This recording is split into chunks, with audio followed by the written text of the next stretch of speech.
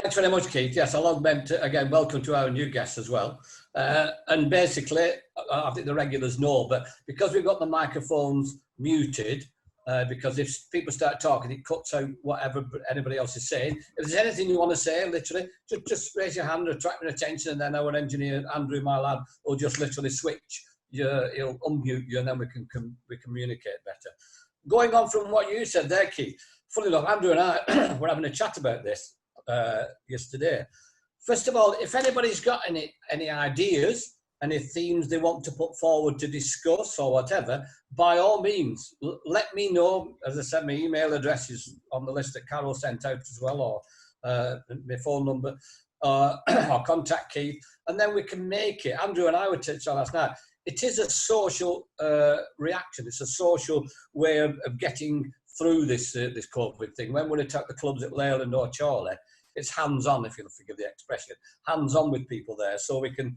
Whereas that's difficult to do on a Zoom thing, but if we can get to the situation, it's great when we have our guests, as we've had previously our snooker lads, Mike Watkinson, and we'll try and get one or two others in on the same basis. But it's really a gathering of us, and so we can talk to each other and banter, and it becomes more a social activity, which is what, for me, is what it should be, really. So that show and tell is probably a great idea. And the theme I was going to talk about, and I mentioned that later, is actually personal memories. We talk about sporting memories. I thought of the idea, we'll have a quiz, and rather than a quiz where we just turn around and say, we get an answer and we talk about the subject, without going to it, I think quite a few of the people here, you'll have been on with friends and family about different quizzes to keep in touch. And I'll just ask 10 questions and we'll just have a bit of a quiz doing it that way. If we can, next week, when we come along, if you can have a pen and paper, because I was chatting with Janet Dalton as well, we were chatting about the idea of having either a music quiz, which we'll try and engineer as well, but if we had 10 questions, you could write the answers down. Are you getting undressed, Steve? I'm just a little bit warm. Yeah, a little bit warm. Can we have some space between you and Mags? That's why you're getting too warm. That's what it is, please. Everybody else can see this, Mag. Now, come on. They're all right. They've got a certificate. They're okay. They're safe and legal. They're all right. That's fair enough, then. That's fair enough. But again, if we can have a pen, if you can bring a pen and paper next week, then we can have. It makes it a little bit easier to run it. But we'll, as I said, we'll talk about getting a music quiz or something like that. And if anybody else has any other suggestions they want to put into the mix, then that's fair enough. That's what we'd like to do. So, David Draycott's not managed to get through, has he, David? David, I was looking at the sporting. Keith emailed me the sporting pink, the reminiscence one. And I think this is quite eerie, this. On this day in 1964, Muhammad Ali fought Floyd Patterson, if we can remember that, the black and white days. Floyd Patterson in defence of his world title, which he won as Cassius Clay. But the problem is, Cassius Clay, and Muhammad Ali, as he was there for all the mouthing and everything, kept calling Patterson Uncle Tom, which is a derogatory term, obviously, in America, especially with the current situation as well. And because he wouldn't acknowledge his new name, he kept calling him Clay, and he wouldn't, because he was Muhammad Ali, he wouldn't acknowledge it. So, and he tormented him, and he got a lot of bad publicity from the press and the fans because they said he was taking the mickey and disrespecting what was a great fight with Patterson. And that was on this day in 1964. Ironically, Muhammad Ali died 4 years ago today, which I think is weird, the fact that they put it on and said he died in 2016. Great entertainer, changed the face. Have we got any boxing fans? Any of our, are they really into boxing, or it's just one of them things that I'm one of these people, when it comes along to a British fighter and it's on television or something like that, then I might well watch that. But I'm not. It's like racing. I'll watch the Grand National, but I don't put any bets on it. But anyway, I just thought it was quite weird that. Sorry, yes, Martin, you're saying. Say about boxing. I used to be quite interested in boxing. It came from my granddad. Mm-hmm. My granddad used to like watching the vests, as he called them. The vests. amateur boxers when they used to be on television all the time. Yeah. They'd have all the local championships, you know, the regional things. And he used to say to me, "Vests are on tonight, son." It's Vests. he knew full well it's amateur boxing. He always called it vests. I still think of it that way today. I used to be when I was young. I'm saying when I was younger, before I was going out with Al. I used to love the wrestling. You know, not necessarily on the television. In the Wrighton Stadium in Bolton, when they had people like Alf Cadman and Billy Two Rivers, Kendo Nakasaki, the Japanese lad. He came from Rotherham. Yep. You know, Billy Two Rivers. You know. Well, you said about personal memories. In a previous life, I used to be a lorry driver, and I was delivering in Manchester one day, and giant haystacks drove into my lorry. Oh. He had a massive American car, and he tried to get through a gap and clipped it. And he got out, and he was 6'8", I think. Yeah. I've got to be honest. He was a stranger to the shower. He got out, my eyes started watering, so we exchanged details very quickly. Yeah.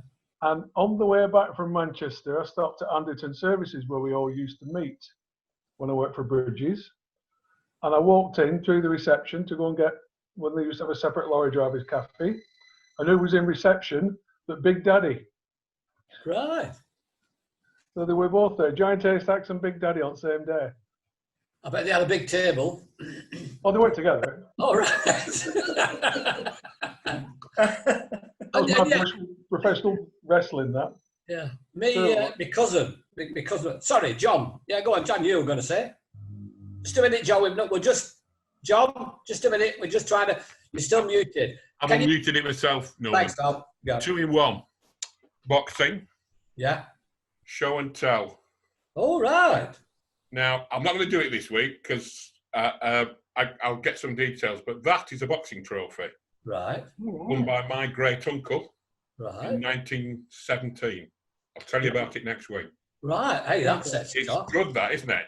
I mean, I don't think of it as a boxing trophy. I think it's something that's on the top of the cabinet. I hardly ever think about it, but it's a good story, this. I'll tell you it next week. Lovely. No, I have a boxing trophy, and it's about as big as that cap on what John Kay's just showed us. It's about 2 or 3 inches high. Right. A local chap called Jim Longton, and he had a gym in Wigan that I went to in my mid-teens. But he because he could make more money. He was quite famous around here as a dowser. We'll just wait until Ken Duncan's answered his fan mail. Wife's answering it. We're all right, Ken, now. Carry on. Yeah. No, you were saying, Pat, you were saying. Just talking about boxing. Ken, just a minute. We haven't finished Passy's story because Sorry. the phone went off. Sorry. I'll come back to you in a minute. Go on, Passy. He took me to this gym. I was more interested in the wrestling than the boxing. But Right. I had won this little cup in a competition, a knockout competition. But after being knocked around for a few rounds, several times, because if you won, you went into the next round, and there were no rules then. I thought I'll give up with that. And the wrestling, I had to go to this wrestling, and went to this gym, and one of the tough guys, you know, who was looking after me, he said, "I'll show you how to drop kick." Oh. Well, I don't think I need to be shown how to do that. He said, "No, we'll go on a trampoline," he said. And I said, "Are you sure?" So he stood at the end of the trampoline, and he said, "Yeah, just bounce up on there and give me a drop kick." He said, "I won't move." I knocked him clean over it. He nearly went through a window. He only said, "I didn't mean you to do it that hard." You see, that's the other thing as well. When you talk about the wrestling that we watched and that used to with Kent Walton, remember Kent Walton on a Saturday, and you got the Alf Cadman and all the comedians who you know and it was and Big Daddy. I mean, the size of him. Then you think, and he used to get bounced about all over the place, and then he used to right at the very end. They knew he was going to win. It was so obviously. You look at the Americans, the WWE, and Carol's got a boxing gloves on. Right, we'll come to that in a minute. Just please, please. You know, when they do all this, the Americans, I mean, it is staged, we know it is, but there are some big lads and there's some physical stuff, and you compare it to what we used to watch years ago, and it was like watching a pantomime. You know, Billy Two Rivers, to come back to Billy Two Rivers, he used to, the Mohican, when it was unusual, before David Beckham put it back in fashion, the Mohican haircut. And he used to get knocked all over the place by Al Cadman and doing this and doing that, and everybody's cheering him on. And right at the very end, when he did too many dirty tricks, it must have gone on for about 25 minutes, and they were both thinking, we're getting a bit tired now, we better bring an end to this. And so Billy Two Rivers, he did Billy Two Rivers below the belt, something like that. And Two Rivers used to then start doing a Mohican war dance. So you knew it was coming to end, and then he used to fling Cadman, and as he came back, he chopped him. Supposedly there. Now, if you actually chopped somebody there, you could kill somebody quite easily with the. But what he did, he slapped him like they do. He slapped him on his chest, but it was such a loud noise. And then, of course, Cadman went down and he counted him out, and that was it. But every time we watched him, we were cheering like mad. We were 13, 14. It was brilliant, cheering like mad. It was just sheer excitement, basically. So, Carol, we might as well continue this sport. We're into this now. The boxing. Whose are the boxing gloves? Mine. Do you actually box? No, I do boxercise as a keep fit class at the gym. You do what? Boxercise. I know I'm going to regret this, but well, it's a gym class, but it incorporates a bit of boxing on the bags or pad work or whatever, you know, boxing moves and whatever. Have you thought about taking it up? No, if you see me in action, no. We're talking about boxing, Carol, here. Yeah, so yeah. Have you ever thought about, you know, I mean, that's one thing I don't like. I mean, Nicola Adams, God bless her. Yeah. Nicola Adams, a great boxer, and she's done Britain proud, but I still can't get my head round, it must be my age, and I don't know anybody else thinks. I can't get round females boxing. I'm all right hitting a bag, but I don't think I'd be that good at hitting a person.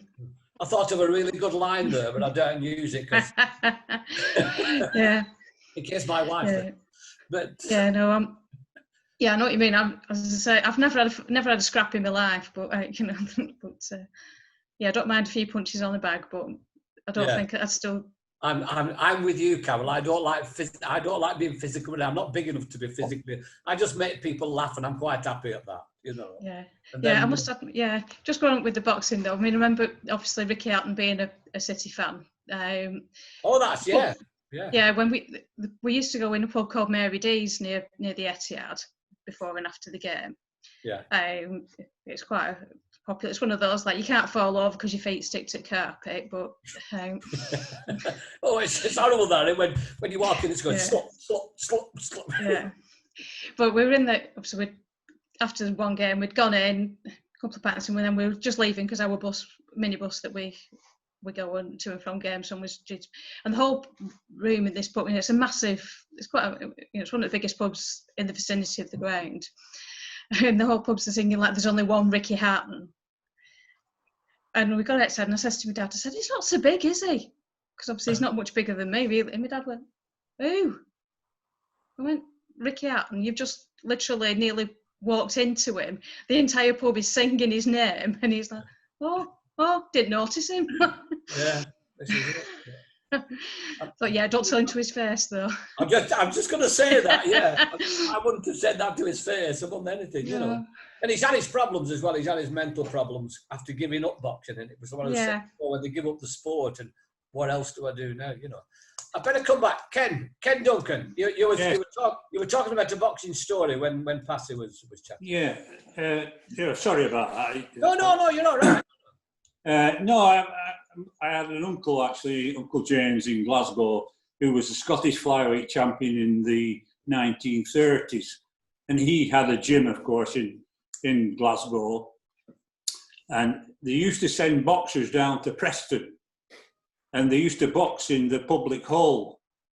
Right.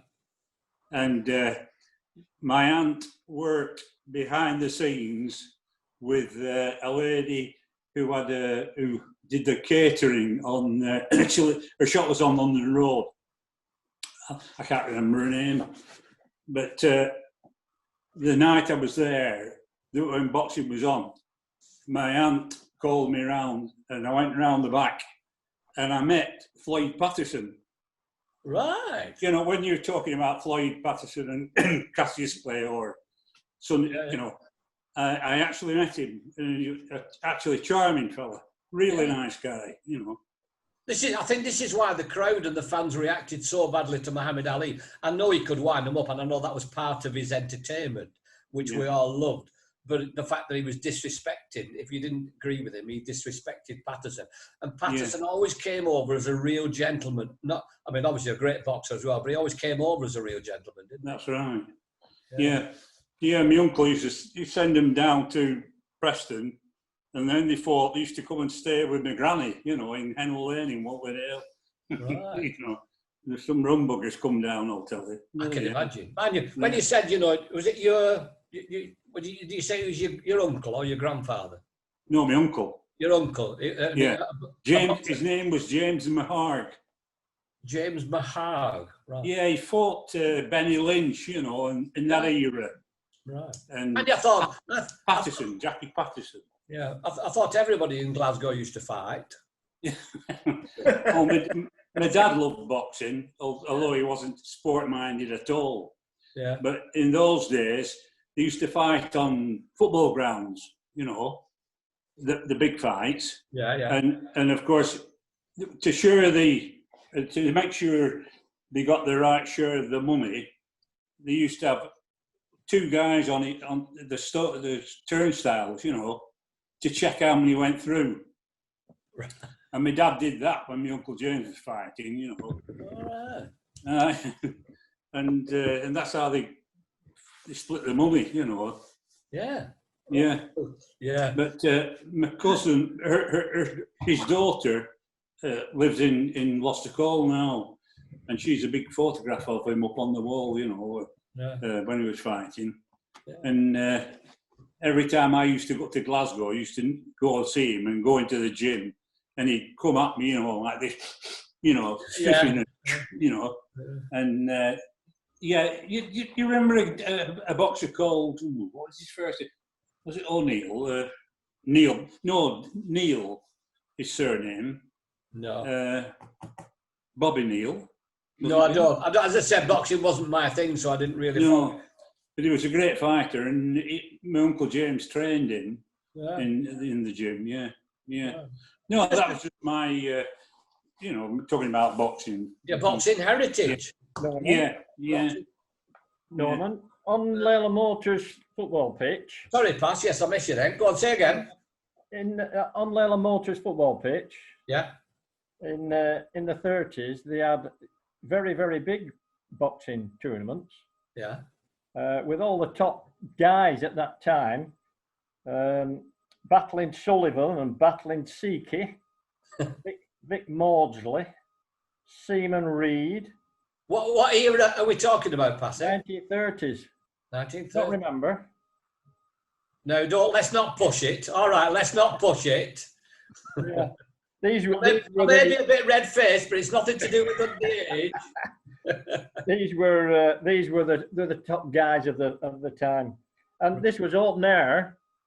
But you've seen the pitch, and they had a huge wooden stand on the far side where we go and have our meetings. Yeah. On the far side was a small stand. Now it was a huge wooden stand, and it's absolutely full. And all round the ring, there must have been hundreds on there. Right. Yeah. But again, in them days, it was really a matter of a lot of the sport was sport for the people. That's what I mean.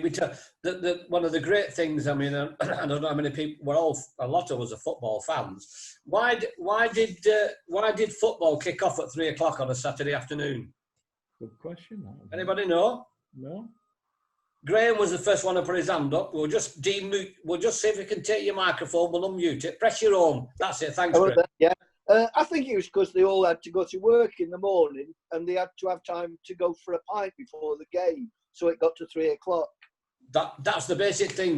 The miners, the people who worked in the mills, because it was a working class sport, that's what it was. They had a normal 5-day week. If you wanted to do overtime, you did Saturday morning. That finished at 12 o'clock. And then you went straight from there to the pub and the pubs That's right. closed at 3 o'clock.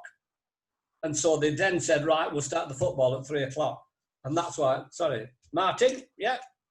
That's why they used to kick off at 3:15 at Stockport County, because the pubs closed later. Oh, right. Oh no, that's what I call good organisation. That's good organisation. But again, because it was a working best point, and with all these things on Sky now and all the streaming that they're doing, and I mean, I still can't get around, even though with looking at the Wanderers, playing a game on at 12 o'clock on a Sunday, and 5 o'clock on a Saturday. Because, with all respect, if you're married, the ladies will turn and say, "Oh, yeah, Saturday's football day. We understand that, but I'm going out Saturday night. Another kicking off at 5 o'clock." I mean, and it just doesn't seem fair. But I'm wearing a golf shirt, which I won. Can I just, Mr. McIntosh? Can I? Rosemary Golf's against Cancer. Anyway, so what's the significance about today, golf-wise? Anybody know? No, Keith, do you not know? No. No. No, sorry, I don't. No. 1927. Keep going. 1927 today in America, Massachusetts. John Kay's got his hand up. John Kay, where is he? Oh, yes, John. Unmute. Does the name Bobby Jones ring any bell? Not No? well, it rings a bell with regard to. Well, no. Is it something to do with him? Because it was about that time that he was playing, I think. But I may be wrong. It was. Obviously, I'm wrong. No, it was 1920. It was the first Ryder Cup. Oh, right. First Sorry. Ryder Cup on this day in 1927. The Americans won by 7 points, but it was just like one of these, this day in the past type of thing, Anybody else? Any other personal memories? And I'm not talking about necessarily. I mean, we all have our memories about getting married and the birth of our children, which were great. Any other? Not necessarily. It can be sporting memory, but any other memories that stick out in your mind? Yeah, Graham. It's Lockwood. Oh, I'm in there, yeah. Well, we were talking about a road accident earlier, weren't we? Well, I'm talking about happy occasions here, Graham. We're not going to talk about a massive road. No, this is quite amusing because my late brother-in-law, he was an out-and-out City fan, and he lived in Sale in Cheshire. Yeah. And years and years ago, he bought a brand new car, and he's really proud of it. But in the first week, somebody bumped him from behind, and he was fuming. So he goes back, and it turns out the bloke who bumped him from the back was Nobby Stiles. All right. So Nobby Stiles, like with his great big glasses, blind as a bat. My brother-in-law was a City supporter, and he just wasn't happy. No, I can imagine there might have been a bit of confrontation there, Yeah. But Andrew and my son Andrew and I were talking about this yesterday. When people say to me, what memories have you got? Obviously, I've got great memories with the Weavers. Just a quick one. When people say, how did you get going on your television show? We did a program called We'll Call You, which was a talent program, there was no winners and losers. The BBC didn't have winners and losers because on ITV, they had opportunity knocks and new faces. And then they decided, no, it didn't. Do you remember Nina Misko? And she always used to be really destructive about the act that was on, which and the BBC would never do that. Oh no, we don't do things like that, And they invited people from the Northwest. It was a Northwest regional thing. Anybody want to go on, We'll Call You, it was called. And do you want to come down for to do an audition? Or we'll come and watch you. And in our group, David and Dennis, the mum and their auntie wrote to the BBC and said, why don't you get Thornton Weavers on? Thornton Weavers, good Lancashire lads, they'll be all right. Anyway, the guy came to watch us, Terry Wheeler. We got the series and we did the shows. And then 6 weeks after that was in October, 6 weeks after that, I got a phone call because I did all the bookings and everything. I got a phone call. And when we were on the We'll Call You, on the Friday night it was, and all the lads were in the pub taking the mickey out, friendly, out of Tony Berry and myself, because we were watching it in the pub. And then 6 weeks later, I got a phone call, and this guy said, Terry Wheeler here, Norman, just wondered if you'd be interested in doing a television series. And I thought it was one of Tony's mates. I thought it was a wind-up. So I said, yeah, right, thank you. And tell Tony you can... And I actually swore and put the phone down. And then my wife said, oh, you're a bit brought back. Do you with that? I said, so somebody called Terry Wheeler pretending to be a TV man. She said, wasn't that the producer of the show that you've just done? And I went, oh my God. And I thought, well, I can't ring him back. Anyway, 5 minutes later, the phone rang and Val and I looked at each other and I picked the phone up and went, hello? And he said, Norman. I went, yes. He said, this is Terry Wheeler. Don't swear at me and put me the phone down. It's not a good way to start a relationship. And I went, I'm so sorry, Mr. Wheeler. I'm very sorry. Honestly. And from then he just said, you know, he said, I thought, it was a really good show. And he said, I came and watching you were doing a concert at one of the local schools. And it was a family audience. I was looking, mums, dads and grandparents. And he said, that's my television audience. How long will it take you to get 36 songs together? I said, 6 songs. I said, for a series, for 6, well, it was 7.5-hour programs, you know. I said, to be honest, we would have 3 folk clubs. It would take us no time at all. And I said, but it's a lot of that for 6. He said, no, 6 songs a show, 7 shows. And I went, oh, right. and that was basically how we got it. And it was just one of those things, you know. But one of the most, I've got to sell this, one of the most, anybody flown on Concorde? Just me and Andrew then. Oh, right. 1985. This is a wonderful story. It really is. There was a friend of mine called Derek Gaskell, the builder in West Orton, and his wife sadly had a brain tumour.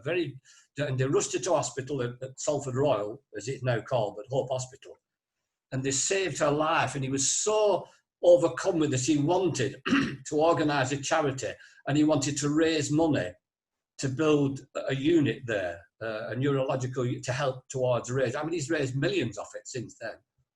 And he said, I've got this idea. And I was on Radio Manchester at the time. I was doing the morning programme for 5 days a week.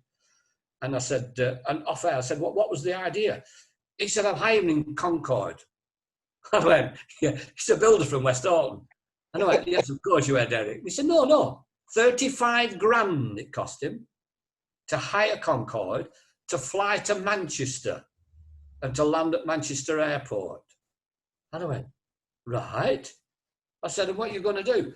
He said, I'm going to charge people £300 to get on the plane and fly to break the sound barrier, but you can't do it over land, so they would have to fly over the Bay of Biscay and then come back. £300. You can only get 100 people in Concorde. Yeah. We said, oh, right. He said, and I'm also going to do, if we'll set a coach up to take people down to London, to Heathrow, to get on the plane and fly back home to Manchester. And I'm going to charge them 129 quid for that. And I'm going to charge 129 quid to fly from Concorde back to London, because it was based in Heathrow, and then to get a coach back. And I went, right, how do you want me? He said, I want publicity. And we're going to charge people £5 a person. All the coach, anybody who wants to get a coach, we'll have different coaches around Greater Manchester area. And we'll organise the coach. It will cost you £5 because it had never landed at any other airport in Britain other than Heathrow. And he said, I've contacted Manchester Airport and said, would you mind if we landed, would you mind if we landed Concorde at Manchester Airport? And the manager went, what? Yeah, we'll do anything you want. Anything you want. You know, we'll do this. And they were brilliant. And they said, because it had never landed there, we got 42 coachfuls of people from all around the Greater Manchester area to come and depart the coaches. And because as it was at the time, even at Heathrow Airport, you never saw the plane other than when it was taking off. It was always tucked away in the hangar. But at Manchester Airport, they parked it, and then they got all the people walk around. You could walk round it, but you couldn't go inside it. But just to see it was because it was a phenomenon. Yeah. And so we said, all right, then we did the publicity. We got all these 42 people. Anyway, it was absolutely amazing. And then Derek said he had a Rolls Royce. And he said, when Andrew came along, Andrew was 12, 13 at the time, aircraft mad, aeroplanes hanging front seat and all of it since he was, about 5 or 6. And so he said, right, he'd given me a free ticket to fly down on it back to London. And then the court, so I said, yeah, I'm quite happy at that. And then we got to a stage where everybody came round, and then when Andrew was there, I said, well, you'll be going back in the Rolls Royce with Derek and his family, which Andrew said, oh, yeah, quite chuffed with that, So we got to the airport, we got everybody landed, it was 8 o'clock in the morning, and we're all there. Andrew's there and all the family, and Derek's there. And the guy who ran the airport said, that we've got a problem, Mr. Gaskell. He said, what? He said, there's fog at Heathrow and it's not out of the hangar. They won't let it out of the hangar. They won't let it fly in fog. And he went, I've spent 35 grand on this. And he said, well, just give it anyway. About 45 minutes later, he came running out and said, the fog's lifted. It's coming out. It's on the runway. And we went, oh, thank God for that. There's 10 people. The whole airport was stood still watching this. And then the manager said, well, do you want, rather than where all the gallery is with all the hundreds of thousands of people, well, not hundreds of thousands, but thousands of people, we'll take you on the other side of the runway and you can take a photograph and watch it there. So I said, yeah, we'll do that. So he put up, what did he put us in, Andrew? What did he drive us in? Oh, it was just a white transit van with a yellow flashing light on it. Yeah, with and it had windows at the back and all that. So there was me, Andrew, Derek, his wife, and his 2 grandchildren in this vehicle.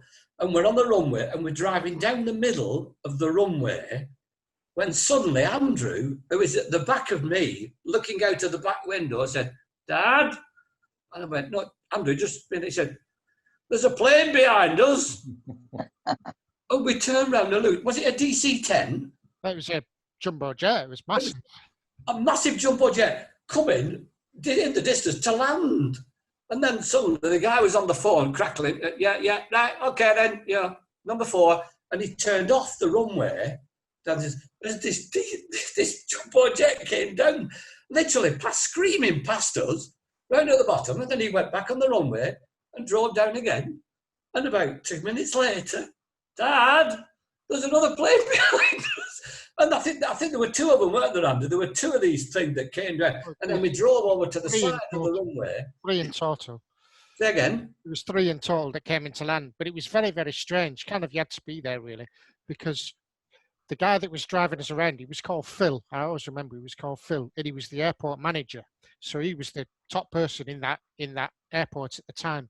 And he had the radio on, so you could hear all the communications between all the planes all the time.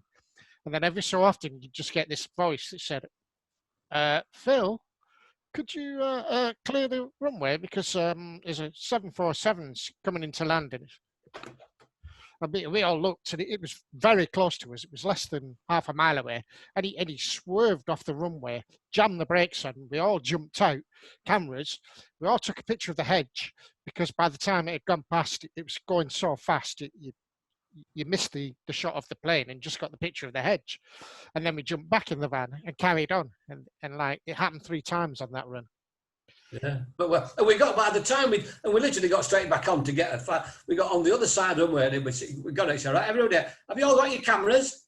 Yeah, why? And then he said, it's there. 27 minutes it took to fly from Heathrow to Manchester. And when it landed, and with the nose as well, it was magnificent. And the point is, there were 2 people that had paid for the return journey. And I said to Derek, he said, well, they pay for the return. I said, I'll buy one of them tickets for Andrew. I said, I'll tell him. I said, and we're waiting at the gate for everybody to come in. They all came in, and we're waiting, and the stewardess is saying, we can only keep it open 2 more minutes. And I had said to Andrew, I took him to one side, and I said to Derek, if they come, I'm not going on this plane. I can't, because I promised Andrew that he can have the ticket and he can come with us. And I said, you're coming on the plane with us? And he said, no, I'm not. No, I'm not. No, I'm not. No, I'm going back in the road. No. And he was so excited. And I said, yeah, we'll do it. We'll sort it. No problem. So he said, I'm getting just thinking about it. It's what, though? I'm getting stressed just thinking about it. And then they closed it and they said, right, gates closed. I got hold of his hand and we ran down to where they were boarding at the bottom. And as we're running, I let go of his hand, as we're running along, Andrew is going, and he's looking at the back to see whether the people were catching, see if it was the people who were going to caught us up. We got on the plane, and as we taxiing down, he looked at me. I gave him the window seat, and he looked at me. And he said, they can't get on now, can they? And I went, no, they can't. And as we were taxiing out, the whole of the airport stayed still. Everybody, all the traffic coming down the road to the airport had stopped, and people were stood on the bonnets of the cars just watching them taxi and waiting for Concorde to take off. It was an amazing, and all the staff, all the baggage handlers, they'd all just dumped, everybody all the workers, they just dumped everything. They thought, that's it, we're not doing it anymore. We're just watching this, yeah. Well, and all the staff, you know, they went along with it. It was absolutely amazing. And when we flew in it, just as I'm going on here, I know, but as you're sitting, you have to put a cushion on your back, because when it takes off, most planes take off at that angle. Concorde takes off at that angle. And so we're all sat there. And I've got my tape recorder, the old Grundig tape recorder, a little portable one, because I'm recording interviews all day long to play my program the day after. And I've got this microphone, and I'm sat there.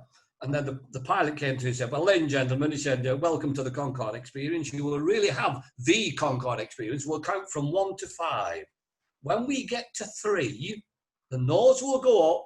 We will then turn on the afterburners, and you will experience what it's like in Concorde. It's like a rocket. And that's why they have the cushion there. You can't move with the G4. And I've got this microphone, and I said, well, we're just, as you obviously heard that I'm recording this for the radio. You know, when we get to 3, we'll just listen for the experience of Concorde. Really professional, like. And it started like 1, 2, 3, it went, and it took off. And this bloke behind me said, what the, he knows that. And I go, yes, well, anyway. And when I went back to the station afterwards, I said to the manager, I said, I've got the record, and he's listening to it. I said, there is a part, we might have a problem with this bit. And he said, oh, that were brilliant, but I think we're going to have to edit it out. It's a shame, you know. And when we were flying down, they actually paid, they were having, was it at Brands Hatch? Was it at Silverstone, Andrew? No, it was Brands Hatch. Brands Hatch. They were running a race, a touring car race, and they radioed through to British Aerospace and said, I believe you're flying by on a charity flight. We will donate £8,000 to the charity if you do a flyby. So the pilot came on the intercom and explained this is what they were going to do. It was only 2 minutes out of our way after all. Yeah. And they got low down to 500 feet. And as you were looking out the window, they stopped the race.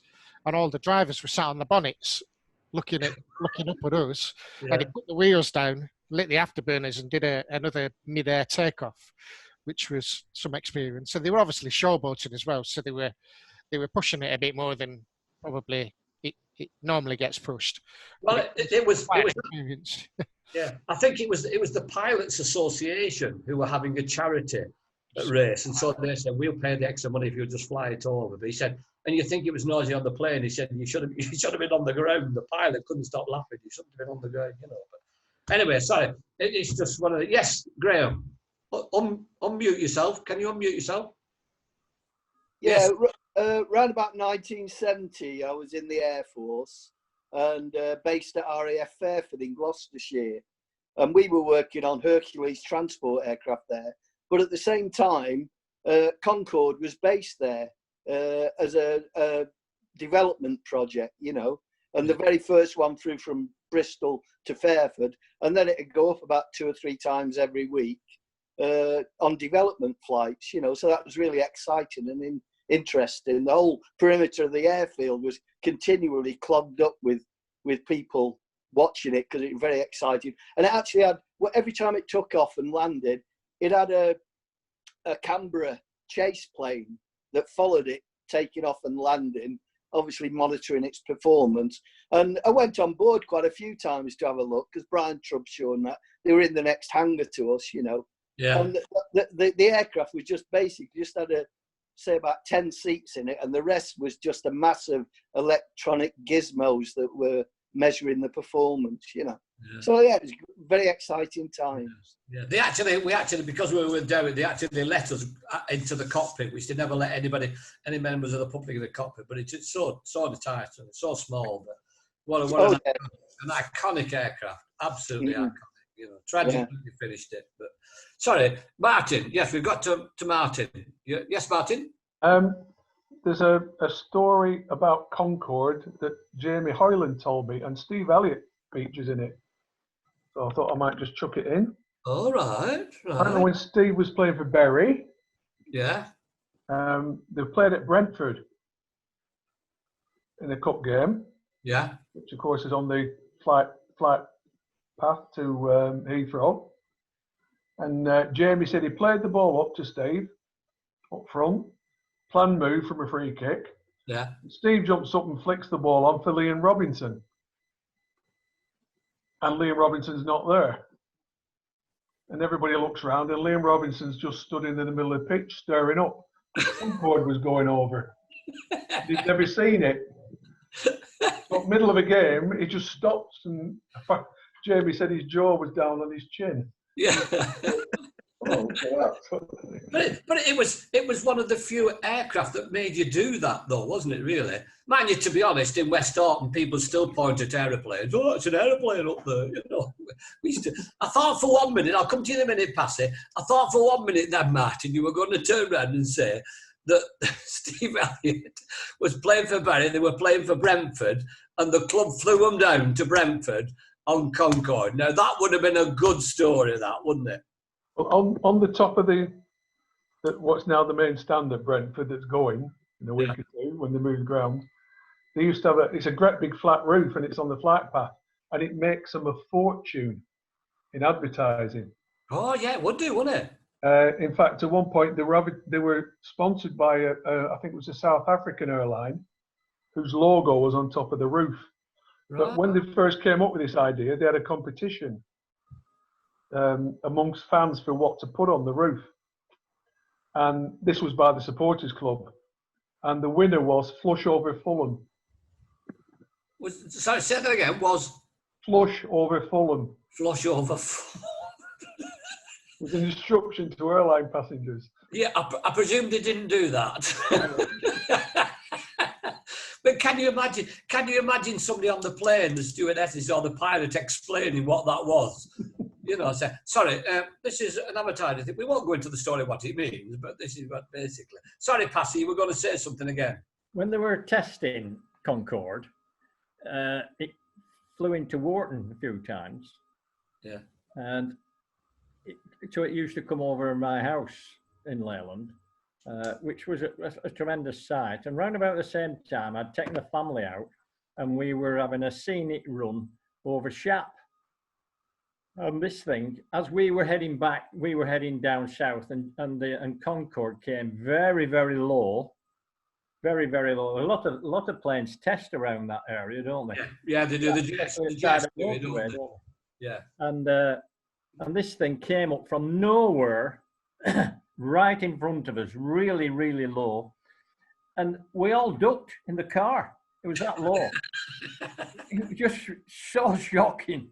And although it's long and narrow, it seemed enormous. It absolutely seemed enormous. It was quite frightening that it was that low. But a lot of the jets, and Andrew's smiling there because with his Nicola, our daughter, his sister, who's 4 years younger than Andrew, and we were up in the lakes. Was it Kirkstone Pass, Andrew? Yeah. Kirkstone Pass, and she stood on a rock.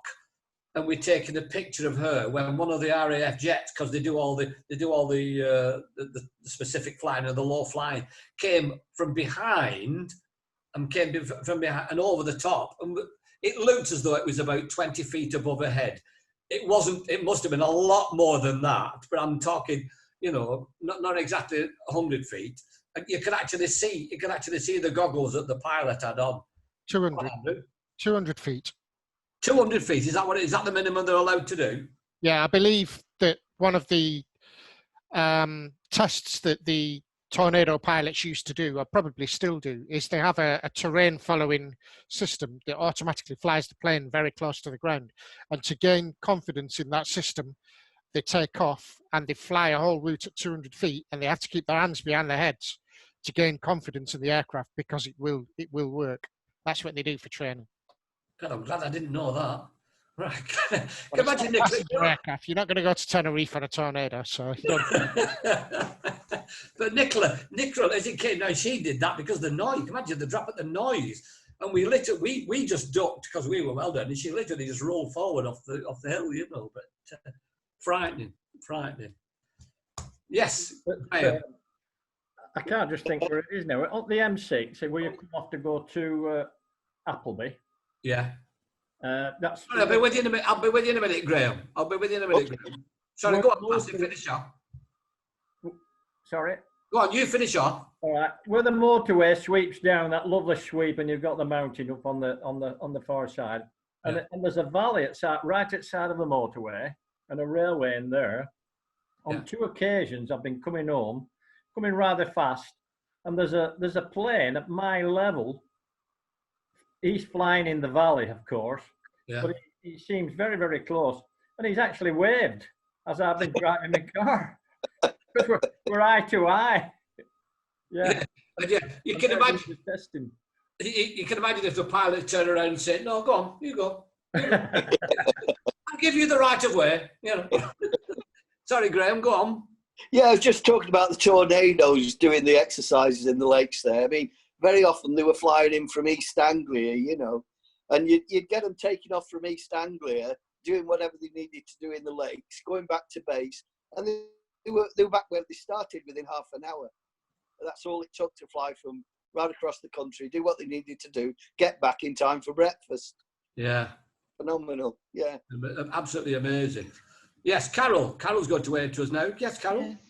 I was going to say, me and my mates went to Anglesey for the weekend years ago, obviously when we were late teens, early 20s or whatever. Gone visiting some of my mates' neighbours. They had a caravan, a place called 4 Mile Bridge. So we found the caravan park, and we've literally gone, what the bloody hell's that noise there? And it was a Lancaster bomber. Oh, right. Coming in, it was going into RAF Valley, because literally this caravan park was on the cliff top, as RAF Valley was the other side of the beach. Right. And then the day after, stayed up, that was the Friday as we get there, we stay over. We're on the beach on the Saturday morning and whatever, and the Red Arrows were practicing. So we had our own little private display of the Red Arrows. Yeah. Neville, you had your hand up. You were going to say something. We'll just demute. Just doing it, Neville. We'll just demute you. But I think you might have to do it yourself. Can you see the button which says unmute microphone on the bottom of the bar? It'll have your microphone and a cross across. No, I don't think we. Tell him to move his cursor, Norman. Tell him to touch his cursor. I don't think he's touching his cursor. Can you touch your cursor, Neville? He's on No. the laptop. It's in the top right-hand corner of the blue. Top right. Try the top right-hand corner. Are you on a laptop, Neville? Top right-hand corner, Neville. Top right-hand corner, according to Blue mine. button, No, it's the unmute. bottom left. Or top left. Yeah, no. No. Can I ask Graham something while he's looking? If it's an Second. iPhone, just touch the screen and it'll come up. Yeah. Are you using an iPhone, Neville? I think it's a laptop. Delia. Or is it a laptop? He's Delia. Here's Delia. We're trying to unmute him, Delia. But you've got to do it individually. You've got to do it on the system itself. Where there must be a microphone icon. That's it. That's it. That's Hey, it. well done. Yeah. Okay. Well, sorry to cause any dispute here, but I got to the other end of the airline history, in that I've been where the Wright brothers did What, the you first flew- ever flights. You flew with them. No, they did before me, but I've been right there in North Carolina. Right. Yeah, and seen how far they went, a few feet. So this is presumably a museum to them. There is a museum on Yeah. hand, yeah. but it's a bit different from all that everybody else has been saying about air flying. And what do you think might have happened if the Wright brothers hadn't done that? Well, this is it. And when you consider, I mean, they say that our generation were or our parents' generation have lived in the most interesting part of history. That's because right. When you think, from 1 minute, from the Wright brothers, they put in, they fly in a few feet, and that's it. And then in 1969, they put in a man on the moon. Yeah. And you think, that's no time at all. Yes, Jeff, did you want to say something, Jeff? Yeah, it's just something that Carol said before about RAF Valley. And my wife and I, we used to have a static caravan on Anglesey. And on a really nice day, we used to go to the sand dunes that were right by Valley. Oh, please, Jeff, we're not going to get into that. Please. No, that was years ago. This It was for different reasons. This is a family show, this is a family show, Jeff. Right. And there was one day, it was a beautiful day, and we thought we'd go and sit on the sand dunes and watch the planes come in, because you get really close up to it. Anybody who's been there will know how you can actually see the pilots as they're taking off and landing. And we were sitting there, and we noticed there were a couple of guys about 20, 30 yards away from us. And one of them had this camera with the most enormous lens on it.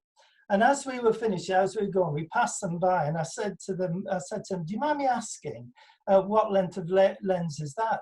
And he said, 500 millimeters, Mr. Hewitt. And I looked at him and I thought, how does he know my name? And I looked at him again, and apparently he was one of my ex-pupils at Albany Academy. Yeah. And I said, what are you doing here? And he said, well, years and years ago, you and the other PE staff, you used to bring us here on a camp, and we did every year. We used to take 50-odd kids under a marquee and old tents and whatever for a week, and we used to have canoeing and whatever, all the exciting things that kids wanted to do. And one of the things that we used to do when the planes were coming in, we used to take them on the sand dunes to watch. And he said, what you don't know is that, or you probably don't know, is that ever since then, when we left school, we've had a reunion that week every year, and that was in 1985 when that happened. Oh, so every year they had a reunion of coming back to that camp, which was absolutely fabulous for me to hear that. That was a great story. But it was the draw of the planes, and they kept that interest of photographing planes, and one of them actually published his photographs.